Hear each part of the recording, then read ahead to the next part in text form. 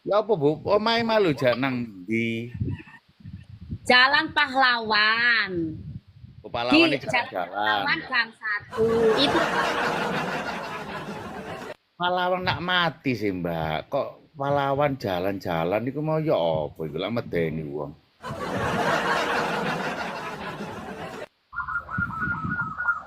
sulit diungkapkan dengan kata-kata. Kowe ane iki gak iso ngomong-ngomong bahasa ngene gak iso. Kudu bahasa isyarat kowe ane iki. Loh, bahasa kok atik kata-kata ya apa sih maksudnya? Atik diungkapno. Wong iki bingung aja akeh ta lek ngomong. Iki lho jarane pahlawane buka warung ngono. Yo iya ketoke.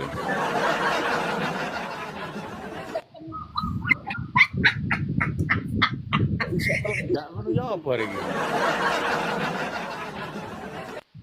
Omaku iku cak area alun-alun.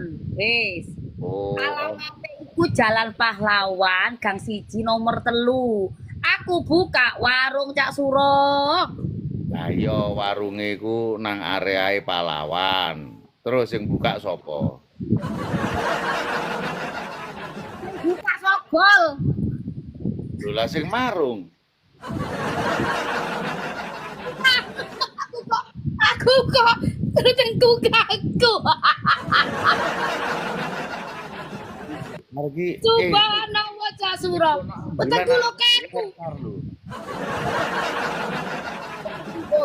Ulek kena Mbak Cak Suro iku. Ya pancene njaluk diulek iki. Wis repot lek ketemu padha Surabaya iki. Aku iki kelahiran Surabaya, Cak. Padha Cak, Dupak Jaya omahku, Cak. Lho, awakmu iso lahir ambek ulek-ulek ya apa mesti?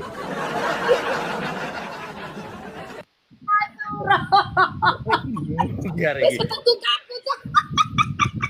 Tuh. Kowe ae ngomong pesen sego iki lho sih. Nanti siang jangan lupa penyetan Lombok Telu gak atik terasi aja akake oke. Carane menyat iku didek karo sikil.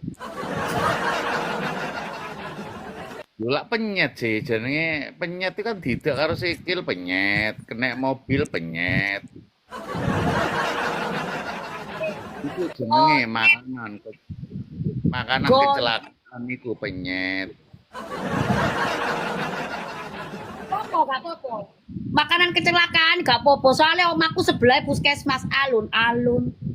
Iki tembok kene iki puskesmas alun-alun. Omahku ku diapit sebelah kanan puskesmas alun-alun, sebelah kiri sekolah TK Dharma Wanita, buriku rumah dinas ya Pak Bupati.